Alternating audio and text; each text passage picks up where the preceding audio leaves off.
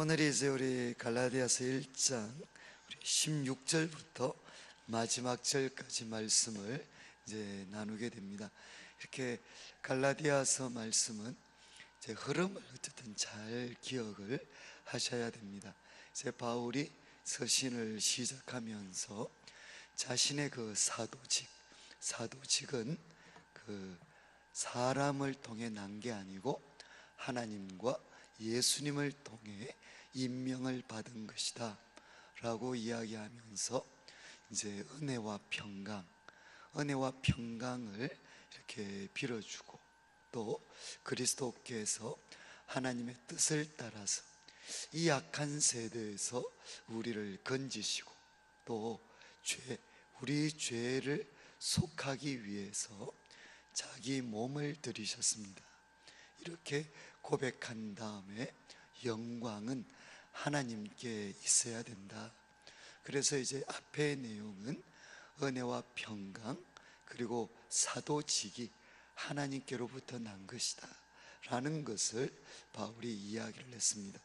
그리고 6절부터 10절까지 말씀을 통해서는 다른 복음은 없다, 다른 복음은 없고, 만약에 천사라 하더라도 다른 복음을 전하는 자들은 저주를 받아야 된다, 이렇게 바울이 이야기를 했습니다.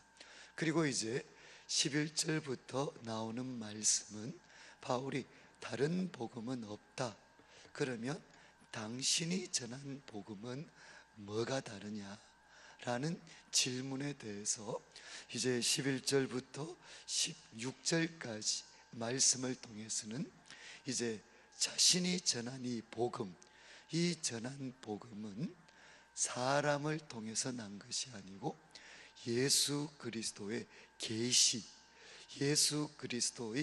계시를 통해서 자기가 가지게 된 것이다 라는 것을 설명을 합니다.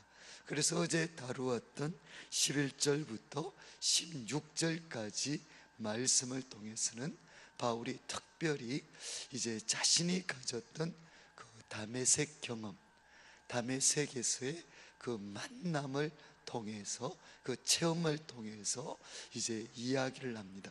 나는 과거에 하나님의 교회는 심히 핍박했던 자였고, 그리고 유대교에 대해서는 정말 동시대에 어떤 사람들보다도 이제 앞서가 있었던, 열정과 이해에 있어서 앞서 있었던 그런 사람이었는데, 이제 나를 택하셨고, 그리고 그리스도의 은혜로 나를 부르셨고, 그리고 자기 아들을 나타내는 것을 기뻐하셨던 하나님께서 자기 아들을 나에게 나타내셨을 때 바로 자신도 예수 그리스도를 알게 되고, 그리고 그분께서 하나님이 세우신 그리스도시다, 그리고 그분의 죽음은 우리들의 죄를 위해서 죽으신 것이다, 그리고 그분은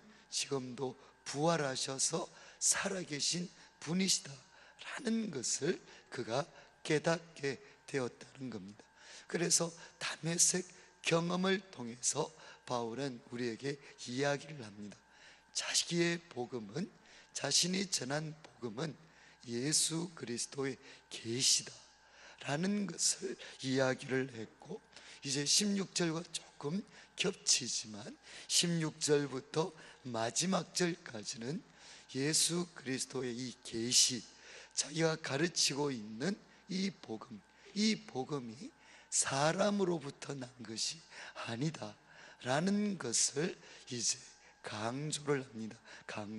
자, 그러면 16절 마지막에 보시면 이제 하나님께서 그의 아들 예수 그리스도를 바울에게 나타내셨습니다. 그리고 청년 사울은 이제 예수님을 만났습니다. 그러면 그 이후에 바울은 어떤 시간을 보내었는가? 16절 마지막에 이렇게 표현을 합니다. 이제 그를 내 속에 나타내시기를 기뻐하셨을 때 내가 곧 혈육과 의논하지 아니하고. 그러니까 예수님 만나고 나서 그 다음에 바울은 사람들과 의논하지 않았다는 것입니다.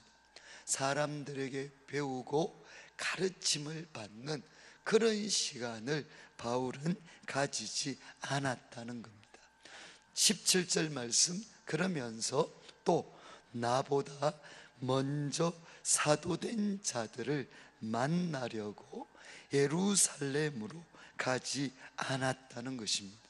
그러니까 이제 예수님을 만나고 나서 자기는 사람들과 의논하지 않았는데, 특별히 그 당시 교회에 바로 지도자들이 모여 있었던 예루살렘, 그리고 또 그 예루살렘의 지도자였던 사도들, 그들을 만나기 위해서 예루살렘으로 그는 가지 않았다는 것입니다. 대신 그는 어떤 선택을 했느냐? 그는 아라비아로 갔다는 겁니다.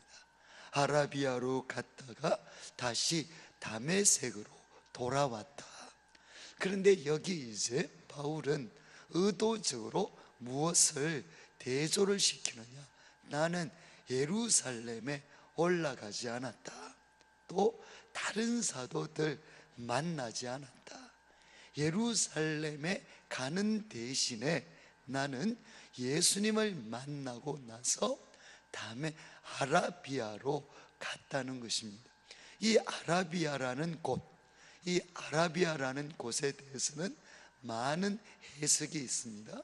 그렇지만 전반적으로 합의가 되는 것은 크게 두 가지입니다.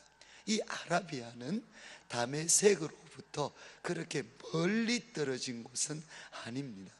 왜냐하면 그 당시 이 아라비아, 지금의 이제 사우디아라비아 지역까지 포함하는 이 넓은 지역을 전부 다 아라비아라고 불렀는데, 지금 이 다메섹까지도 아라비아에 속해 있던 지역이었습니다. 그러니까 이 아라비아는 다메섹으로부터 그렇게 멀리 떨어진, 예를 들면 모세가 말씀을 받았던 시내산이나 이렇게 멀리 떨어진 곳은 아니었던 것 같습니다.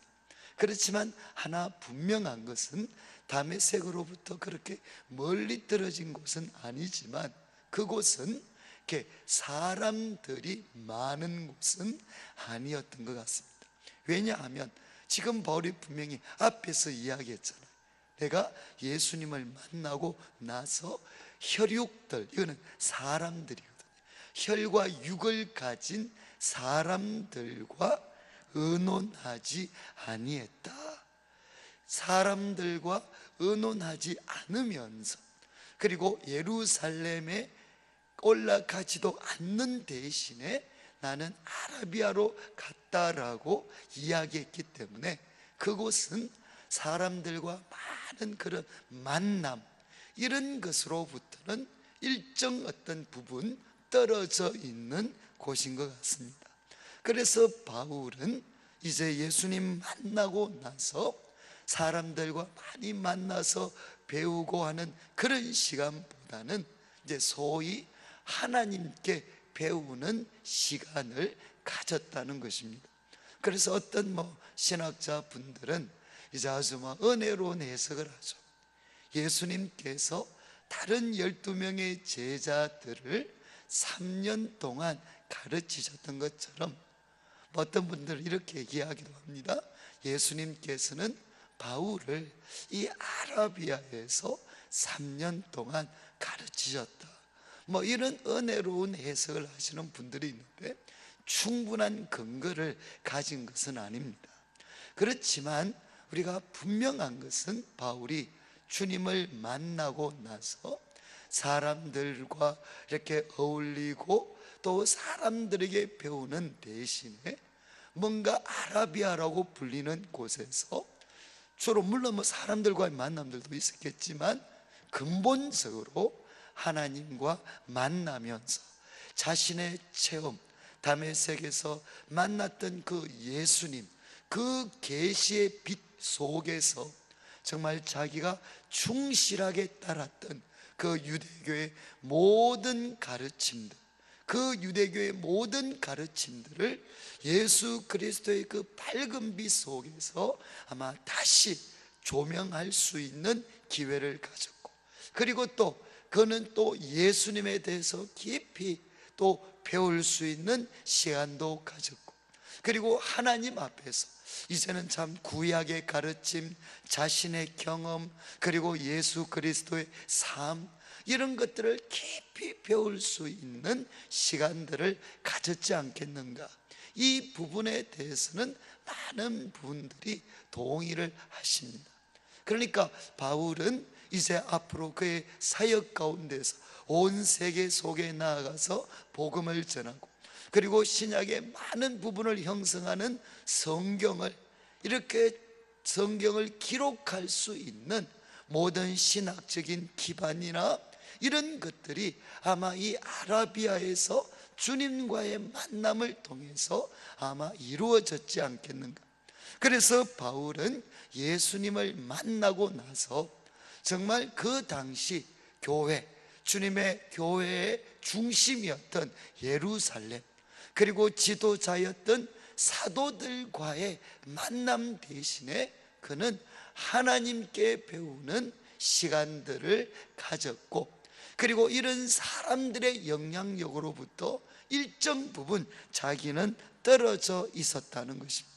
그러면서 아라비아로 갔다가 다메섹으로 돌아왔다. 그러면서 18절을 보시면 그 후 3년 만에 아마 회심하고 나서 다메섹에서 주님을 만난 후에 한 3년 만에 내가 게바를 방문하려고, 게바는 베드로죠, 베드로를 방문하려고 예루살렘에 올라갔습니다. 그리고 그와 함께 15일을 머물렀습니다. 그리고 주의 형제 야고보 외에 다른 사도들을 보지 못했습니다. 그리고 20절, 보라 내가 너에게 쓰는 것은 하나님 앞에서 거짓말이 아니로다. 지금 18절부터 20절까지 말씀을 통해 바울이 이야기하는 것은 무엇이겠습니까? 3년이 지난 후에 자기는 예루살렘에 올라갔다는 겁니다. 그러면 3년이라는 이 시간은 무엇이겠습니까? 바울이 하나님과의 그런 깊은 만남 속에서 지금 자기가 부르는, 자기가 이야기하는 예수 그리스도의 계시, 그리고 그들에게 전해주는 그 복음, 이 복음의 충분한 골격들이 형성되었을 시간입니다. 그러니까 3년 후에 이제는 내가 지금 전하고 있는 이 예수 그리스도에 대한 계시, 그리고 복음, 이 복음의 내용이 충분히 다듬어졌을 수 있는 3년이 지난 후에 이제 예루살렘에 올라갔다는 겁니다. 그리고 그때 자기는 이제 베드로를 만났고, 그리고 주님의 동생 야고보를 만났는데, 그때 예루살렘에 머물렀던 시간이 며칠인가 하면 15일이라는 겁니다. 15일. 이 말은 3년이라는 시간을 바울에게 적용하면 다메섹 도상에서 예수님을 만난 이후에 이제 하나님께 배우면서 구약의 가르침, 자신의 경험, 그리고 예수 그리스도에 대한 여러 가지 가르침을 통해서 자신이 지금 갈라디아 교회 성도들에게 전달해 주었던 그 예수 그리스도의 복음, 이 복음의 충분한 골격들이 3년의 시간을 통해서 이루어질 수 있었고, 또 하나 예루살렘에 3년 만에 갔는데 거기 머물렀던 시간은 불과 15일에 불과하다는 것입니다. 이것은 무슨 뜻인가 하면, 다른 뜻으로는 이제 야고보와 베드로와 만났는데 정말 그들의 가르침을 통해 내 복음이, 내가 지금 전한 복음이 그들의 가르침을 통해 이루어지기에는 15일의 만남은 너무나도 짧은 시간이라는 것입니다. 그러니까 이 사건을 갈라디아 교회 성도들에게 가르치면서 바울이 한 번 더 강조하는 것은 뭔가 하면, 자신이 전한 이 복음은 사람들의 영향력을 통해서 만들어진 것이 아니라는 겁니다. 베드로와 그리고 야고보로 대표될 수 있는 그들의 영향력을 통해서 만들어진 것이 아니고, 예수 그리스도의 계시라 불릴 만큼 다메섹에서 주님을 만나고 그리고 아라비아에서 하나님과 가지는 그런 깊은 만남 속에서 형성되어진 것이다 라는 것을 바울은 한 번 더 이야기를 합니다. 그리고 이제 21절부터 24절까지는 예루살렘 방문이 끝나고 나서 그 다음 이제 2장 1절에 다시금 예루살렘에 나타날 때까지 그는 어디에 있었느냐? 그 후에 내가 이 수리아는 오늘날 시리아 지역인데, 이 수리아의 중심 도시가 어딘고 하면 나중에 바울이 바나바와 함께 사역했던 안디옥입니다. 안디옥. 그러니까 시간적으로 좀 뒤죠. 이제 바울은 어디에서, 예루살렘에서 돌아온 이후에 주로 그는 어디서 사역했느냐? 수리아에서, 안디옥을 중심으로 하는 그 수리아 지역에서 사역을 했고, 그리고 길리기아 지방에 이르렀다. 이 길리기아 지방의 중심 도시가 어딘가 하면 사도 바울의 고향이었던 다소입니다. 다소. 그래서 우리가 사도행전 9장을 보면 그가 정말 주님 만나고 예루살렘에 와서 그때 또 유대인들에게 복음을 전했는데, 유대인들이 죽이려고 하니까 바울을 가이사랴로 데리고 와서 어디 보내느냐? 다소로 보내게 됩니다. 그러니까 바울은 예루살렘에서 게바와 베드로와 야고보를 만난 이후에 그는 어디를 가느냐?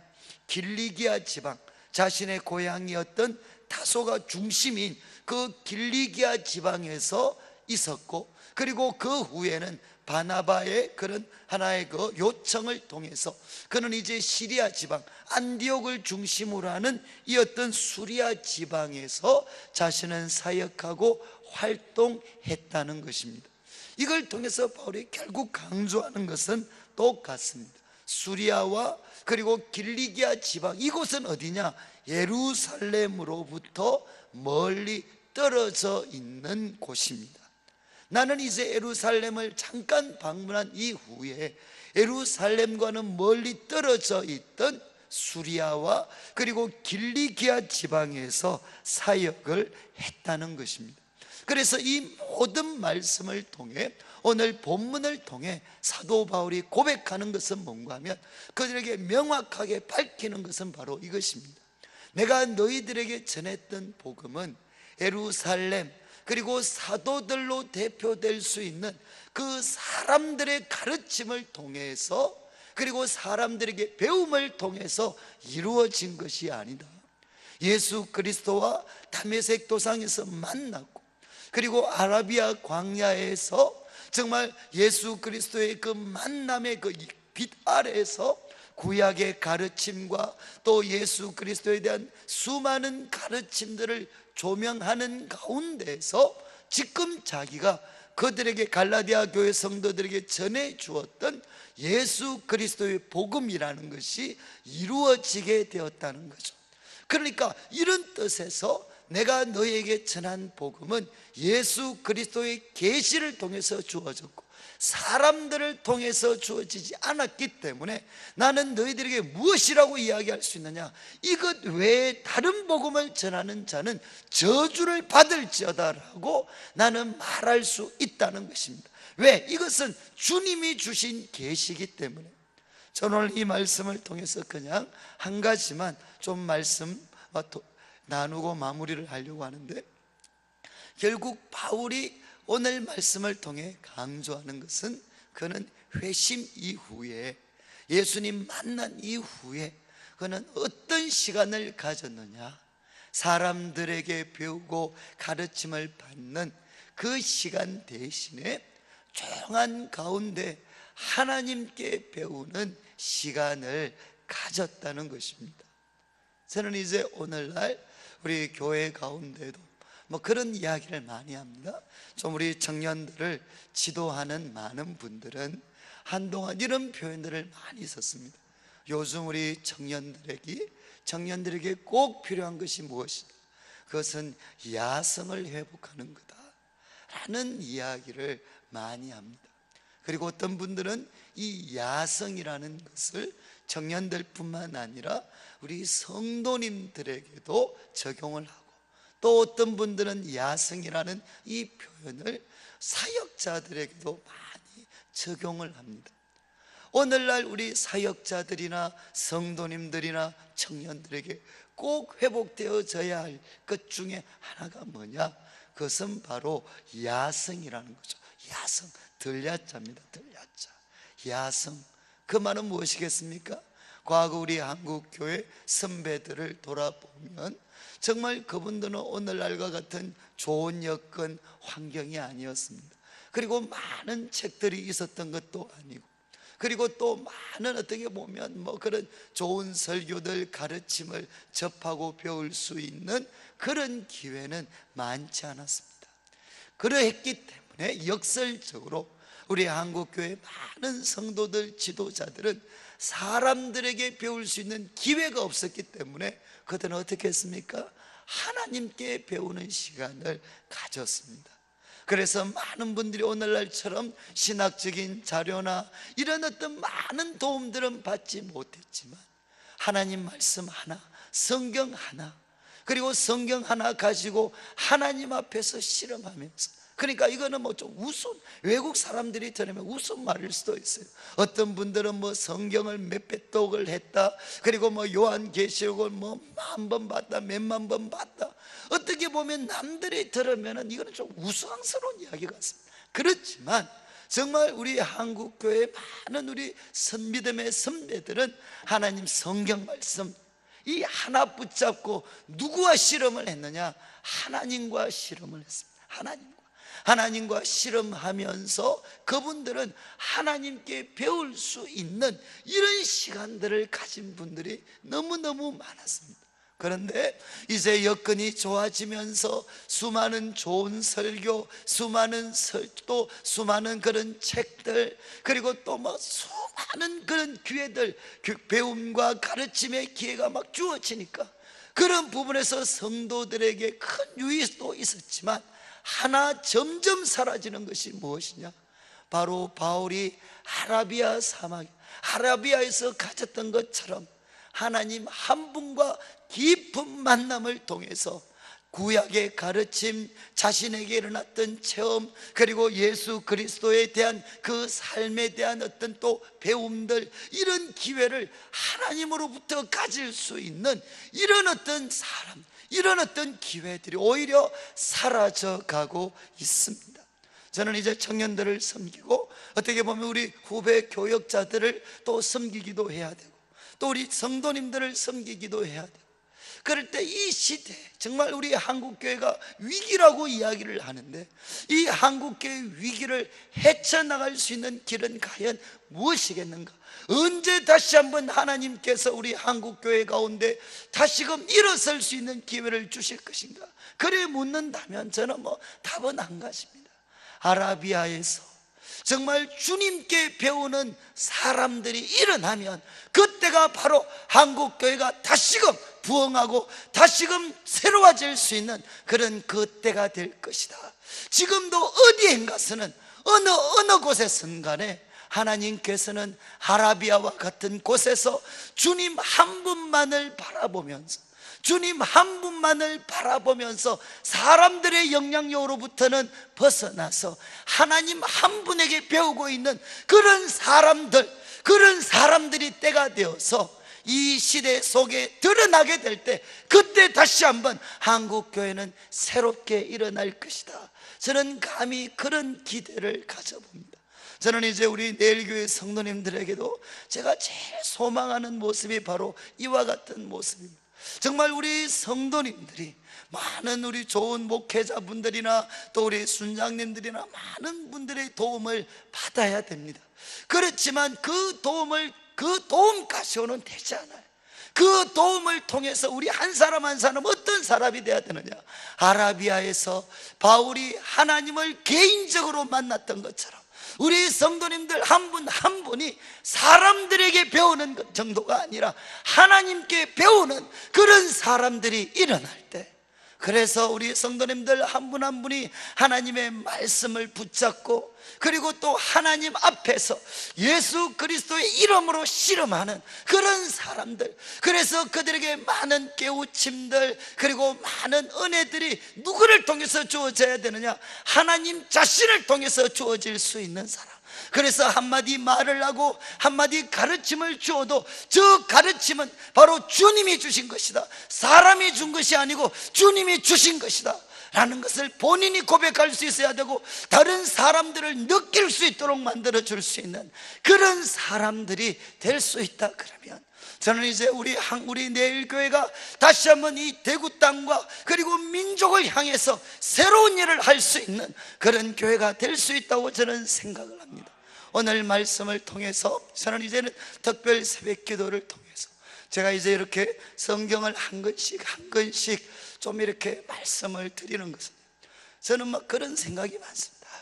우리 성도님들이 정말 이렇게 사람에게 통제가 되고 뭔가 사람에게 길들여지고 사람이 원하는 그런 모습으로 세워지는 그런 교회가 아니고, 할 수만 있다면 그냥 말씀을 같이 해석해가고 말씀에 담겨져 있는 그 진정한 뜻을 하나씩 찾아가면서 그 말씀 붙잡고 이제 우리 성도님들이 하나님 한 분과 씨름하다가, 저는 정말 이 특별 새벽 기도의 시간들이 우리 성도님들의 삶에, 우리 교회 가운데 바울이 하나님을 만났던 그 아라비아와 같은 곳이 될 수만 있다면, 저는 이 속에서 하나님께 배우고 하나님을 통해서 변화되고 하나님을 사랑하고 하나님이 가지신 꿈을 내 꿈으로 가지고 하나님이 주신 비전을 가지고 하나님이 풀어가시는 그 구원의 길, 그 생명의 길을 발견해 가는 그런 하나님의 사람들이 일어난다면, 저는 그 사람들이